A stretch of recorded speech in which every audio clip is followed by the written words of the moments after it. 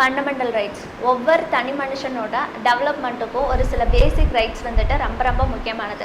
அந்த ரைட்ஸ் வந்துட்டு இல்லைன்னா ஒரு தனி மனுஷனோட ஓவரால் டெவலப்மெண்ட்டே இருக்கவே இருக்க முடியாது. அவங்க வந்துட்டு எங்கேயும் போகிறதுக்கோ இல்லாட்டி பிடிச்ச வேலையை பார்க்குறதுக்கோ பிடிச்ச இடத்துக்கு போகிறதுக்கோ இல்லாட்டி பிடிச்ச கடவுளை வந்துட்டு வணங்குறதுக்கோ அவங்களுக்கு அந்த ரைட்ஸ் வந்துட்டு ரொம்ப ரொம்ப முக்கியம். ஒவ்வொரு விஷயத்துக்கும் கவர்மெண்ட்டோட பெர்மிஷனை வந்துட்டு எதிர்பார்த்துக்கிட்டு இருந்தாங்கன்னா அவங்களும் வளர முடியாது, இந்த நாட்டோட வளர்ச்சியும் வந்துட்டு நின்று போயிடும். இதை வந்துட்டு தெரிஞ்சுக்கிட்டதுனால தான் Indian constitutional makers bill of rights அப்படின்னு சொல்லிட்டு அமெரிக்கன் கான்ஸ்டிடியூஷனில் இருந்த ரைட்ஸை எடுத்துகிட்டு வந்துட்டு இந்தியன் கான்ஸ்டிடியூஷனில் வைக்கிறாங்க. இதுதான் வந்துட்டு ஃபண்டமெண்டல் ரைட்ஸ் உருவாகிறதுக்கு காரணமாக இருந்துச்சு. இந்தியாவில் இந்தியன் கான்ஸ்டிடியூஷனில் ஃபண்டமெண்டல் ரைட்ஸ் பார்ட் 3ல ஆர்டிகல் 12 to 35 வரைக்கும் வந்துட்டு வச்சுருக்காங்க. நம்மளோட ஃபண்டமெண்டல் ரைட்ஸோட மேஜர் ஃபீச்சர் வந்துட்டு என்னதுன்னா இது ஜஸ்டிஸபிள் ரைட்டு. அதாவது இதில் இருக்கக்கூடிய 7 ஃபண்டமெண்டல் ரைட்ஸ் நமக்கு மொத்தமாக வந்துட்டு இருந்துச்சு. ஒரிஜினல் கான்ஸ்டிடியூஷன் 7 ஃபண்டமெண்டல் ரைட்ஸை கொடுத்துருந்தாங்க. ஆனால் ரைட் டு ப்ராப்பர்ட்டி அது வந்துட்டு நம்ம இன்ட்ரடியூஸ் பண்ணியிருந்த லேண்ட் ரிஃபார்ம்ஸை வந்துட்டு இம்ப்ளிமெண்ட் பண்ணுறதுக்கு ரொம்ப தடையாக இருந்ததுனால ரைட் டு ப்ராப்பர்ட்டியை 1978ல் 44th அமெண்ட்மெண்ட் ஆக்ட் கீழே இந்தியன் கவர்மெண்ட் ஃபண்டமெண்டல் ரைட்ஸில் இருந்துட்டு ரிமூவ் பண்ணிட்டு அது ஆர்டிகல் 300A கீழே லீகல் ரைட்டாக வச்சுருக்காங்க. கேட்கலையா?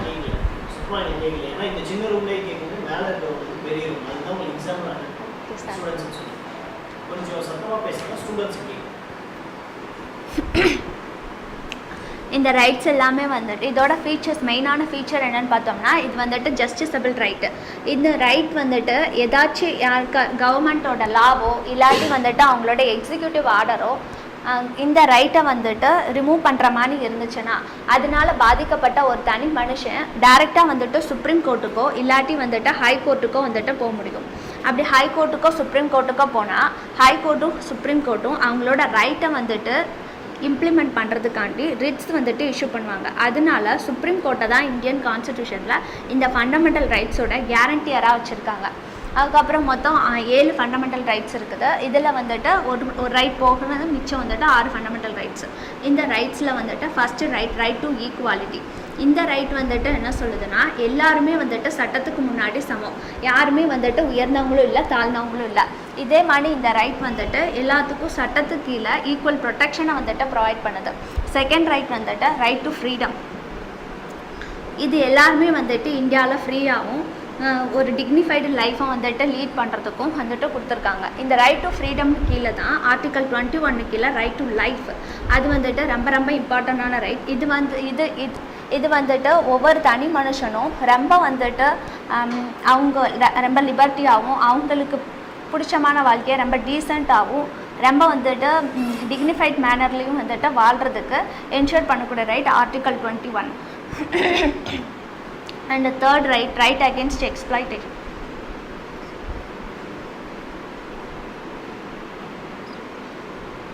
Right against exploitation. இந்த ஆர்டிகல் 23 and 24 இந்த ரெண்டு ரைட்டும் வந்துட்டு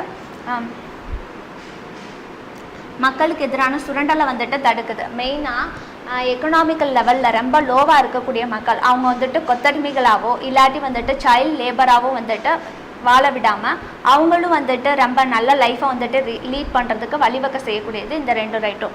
அதுக்கப்புறம் ஆர்டிகல் 25 to 28 வரைக்கும் ரைட் டு ரிலிஜன்.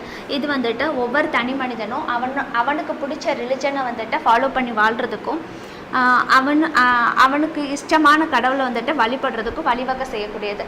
இந்த ரைட் வந்துட்டு கவர்மெண்ட் எந்த ஒரு தனி மனுஷனும் அவனுக்கு பிடிச்ச ரிலிஜனை வந்துட்டு ஃபாலோ பண்ணுறதுக்காக அவன் மேலே எந்த டேக்ஸையும் வந்துட்டு போடக்கூடாது அப்படின்றத வந்துட்டு உறுதி செய்யக்கூடிய ரைட்டு. அதுக்கப்புறம் ஆர்டிக்கல் 29 and 30 இது வந்துட்டு மைனாரிட்டிஸோட cultural and education right. Minorities மட்டும் இல்லை, இந்தியாவில் இருக்கக்கூடிய எல்லாருமே அவங்களோட லாங்குவேஜ் அவங்களோட ஸ்கிரிப்ட் கல்ச்சர் எல்லாத்தையும் வந்துட்டு பாதுகாக்கிறதுக்கு உரிமை இருக்குது. இது ஆர்டிக்கல் 29 சொல்லுது. ஆர்டிக்கல் 30 வந்துட்டு மைனாரிட்டிஸ் எஜுகேஷ்னல் இன்ஸ்டிடியூஷன்ஸ் வந்துட்டு வச்சு ரன் பண்ணுறதுக்கு எல்லா உரிமையும் கொடுக்குது. And okay sir.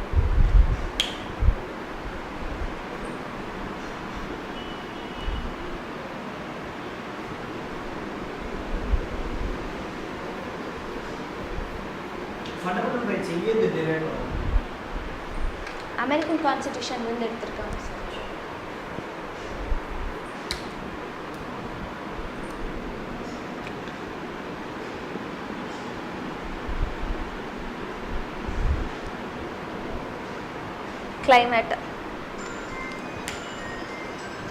கிளைமேட் அப்படின்றது மனுஷ வாழ்க்கையில் ரொம்ப ரொம்ப இம்பார்ட்டண்டான விஷயம். ஏன்னா நம்ம பேசக்கூடிய லாங்குவேஜ், நம்ம சாப்பிடக்கூடிய சாப்பாடு, நம்ம போடக்கூடிய ட்ரெஸ்ஸு, இது எல்லாத்தையுமே வந்துட்டு நிர்மாணிக்கிறது நம்ம வாழக்கூடிய கிளைமேட் தான். கிளைமேட்டுன்றப்ப வந்துட்டு பொதுவாக எல்லாருமே வந்துட்டு வெதர் அண்டு கிளைமேட் இந்த 2 வேர்டையும் வந்துட்டு இன்டர்சேஞ்ச் பண்ணிக்குவாங்க. கிளைமேட்டுன்றதும் வெதருன்றதும் வந்துட்டு ஒன்று தான் அப்படின்னு சொல்லிட்டு நினைப்பாங்க. ஆனால் வெதருன்றது வந்துட்டு வேறு, கிளைமேட் அப்படின்றது வந்துட்டு வேறு இல்லை. வெதருன்றது வந்துட்டு டெம்பரவரியாக ஒரு இடத்துல இருக்கக்கூடிய சீதோஷண நிலையை குறிக்கக்கூடியது. கிளைமேட் அப்படின்றது வந்துட்டு இந்த டெம்பரவரி சீதோஷண நிலையோட 30 இயர்ஸ் ஆவரேஜ், 30 ஆர் மோர் தென் 30 இயர்ஸ் ஆவரேஜ் வந்துட்டு எடுத்துக்கிட்டோம்னா அது வந்துட்டு கிளைமேட்டு. அதுக்கப்புறம் இந்த கிளைமேட்டை வந்துட்டு நிர்மாணிக்கக்கூடிய ஃபேக்டர்ஸ், எந்த ஒரு இடத்துலையும் வந்துட்டு இந்த கிளைமேட் தான் இருக்குது அப்படின்றத நிர்மாணிக்கக்கூடிய ஃபேக்டர்ஸ் வந்துட்டு எதுனா altitude, latitude,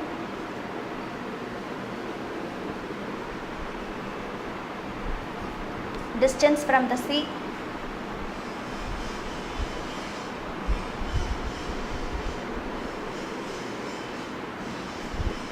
air pressure,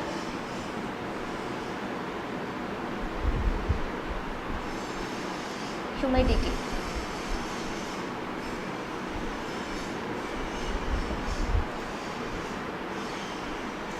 latitude பொதுவாகவே வந்துட்டு எர்த்து அதோட அச்சில் இருந்து 23 டிகிரி சாஞ்சு வண்ணமாக இருக்குது. இதனால் வந்துட்டு எப்பயுமே எர்த்தை வந்துட்டு எடுத்துக்கிட்டோம்னா அதில் ஈக்குவேட்டர் இந்த ஏரியாவில் வந்துட்டு சன்னோட ரேஸ் என்றைக்குமே வந்துட்டு வெர்டிக்கலாக விழுந்துட்டுருக்கு. இதே மாதிரி ஈக்குவேட்டரில் இருந்து நார்த்து போகவோ இல்லாட்டி வந்துட்டு ஹையர் லாட்டிடியூட்ஸுக்கு போக நார்த் அண்ட் சதர்ன் ஹெமிஸ்பியரில் ஹையர் லாட்டிடியூட்ஸ்க்கு வந்துட்டு போக டெம்பரேச்சர் வந்துட்டு குறைஞ்சிக்கிட்டே வரும். இதனால் வந்துட்டு என்ன சொல்கிறாங்கன்னா ஈக்குவேட்டர் கிட்ட பக்கத்தில் இருக்கக்கூடிய ஏரியாவில் வந்துட்டு டெம்பரேச்சர் என்றைக்குமே வந்துட்டு அதிகமாக இருக்கும். ஈக்குவேட்டரை தள்ளி வந்துட்டு போகக்கூடிய ஏரியாவில் டெம்பரேச்சர் வந்துட்டு கம்மியாக இருக்கும். காரணம் சன்னோட ரேஸ் வந்துட்டு இன்னுக்குள்ள ஸ்லாண்டிங்காக விழுகுது, ஆனால் ஈக்குவேட்டரில் வந்துட்டு வெர்டிக்கலாக விழுகுது. ஆல்டிடியூடுன்னு வந்துட்டு எடுத்துக்கிட்டோம்னா எப்பயுமே வந்துட்டு கடல் மட்டத்திலேருந்து உயரத்துக்கு செல்ல நமக்கு வந்துட்டு டெம்பரேச்சர் குறைஞ்சிக்கிட்டே வரும். காரணம் வந்துட்டு என்னதுன்னா எர்த் வந்துட்டு ஹீட் எனர்ஜியை சன்கிட்ட இருந்து தான் ரிசீவ் பண்ணுது. ஆனால் எர்த்தை சுற்றி இருக்கக்கூடிய அட்மாஸ்பியர் எதுவுமே வந்துட்டு ஹீட் எனர்ஜியை சன்கிட்ட இருந்துட்டு மேக்ஸிமம் ரிசீவ் பண்ணுறதில்ல. அது ரிசீவ் பண்ணுறது எல்லாமே டெரிஸ்டீரியல் ரேடியேஷன். எர்த்து ரிசீவ் பண்ண எனர்ஜியை திரும்ப வந்துட்டு அது உமிழக்கூடிய லாங் வேவ் ரேடியேஷனை தான் வந்துட்டு அட்மாஸ்பியர் ரிசீவ் பண்ணுது. அதனால தான் எர்த்து பக்கத்தில் இருக்கக்கூடிய ஏரில் வந்துட்டு அதிகமான டெம்பரேச்சர் இருக்கும். ஆனால் எர்த்தில் இருந்து மேலே போக எர்த்தை விட்டு தள்ளி எர்த்து சர்ஃபேஸை விட்டு வந்துட்டு தள்ளி இருக்கக்கூடிய ஏரியாவில் டெம்பரேச்சர் கம்மியாக இருக்கும். இதுதான் வந்துட்டு ஆல்டிடியூட்னால இந்த ஏரியாவில் டெம்பரேச்சர் ஹையர் ஆல்டிடியூடுக்கு போனோம்னா அந்த ஏரியாவில் டெம்பரேச்சர் கம்மியாக இருக்கும். டிஸ்டன்ஸ் ஃப்ரம் த சி பொதுவாக வந்துட்டு சீயோட இன்ஃப்ளூயன்ஸ் வந்துட்டு ஒரு இடத்துல இருந்துச்சுன்னா அந்த இடத்துல ஹீட்டோட இன்ஃப்ளூயன்ஸோ இல்லாட்டி குளிரோட இன்ஃப்ளூயன்ஸோ வந்துட்டு ரொம்ப கம்மியாக இருக்கும். காரணம் வந்துட்டு சி ப்ரீஸ் வர்றதுனாலையும் லேண்ட் ப்ரீஸ் வந்துட்டு போகிறதுனாலையும். ஏர் ப்ரெஷர் அதுக்கப்புறம் ஹியூமிடிட்டி வந்துட்டு காற்றுல இருக்கக்கூடிய ஈரப்பதம், இது எல்லாமே தான் வந்துட்டு ஒரு இடத்தோட டெம்பரேச்சரை வந்துட்டு தீர்மானிக்கக்கூடிய factors.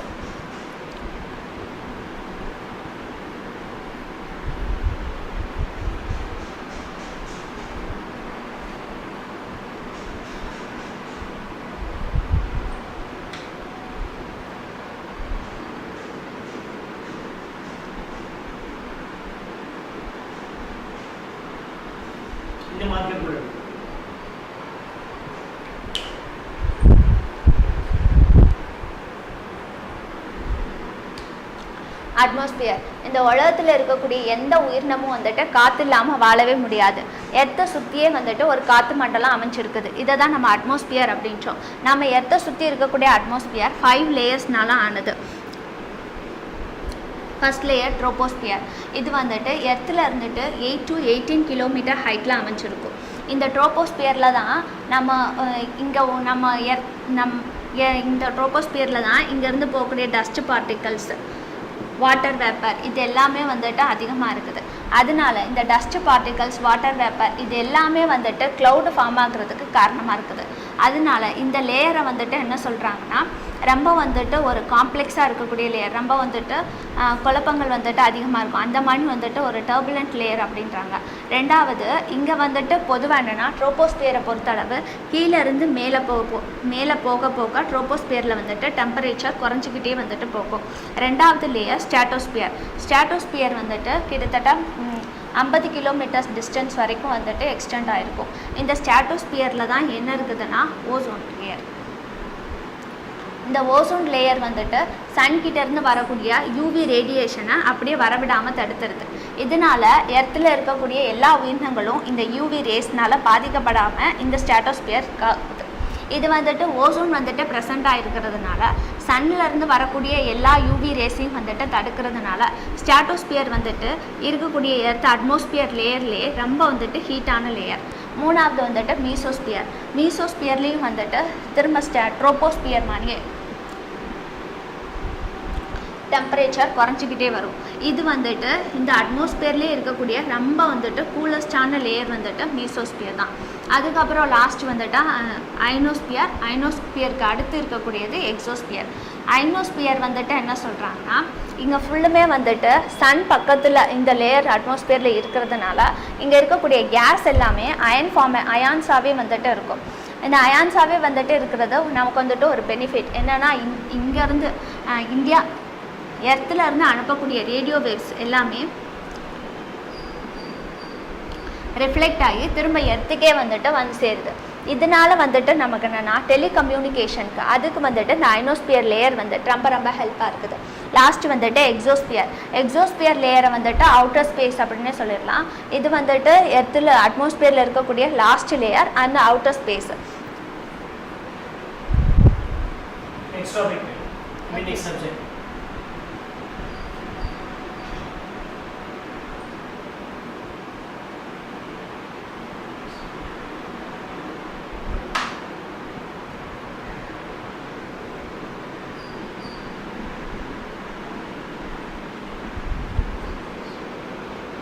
acid, base and salt.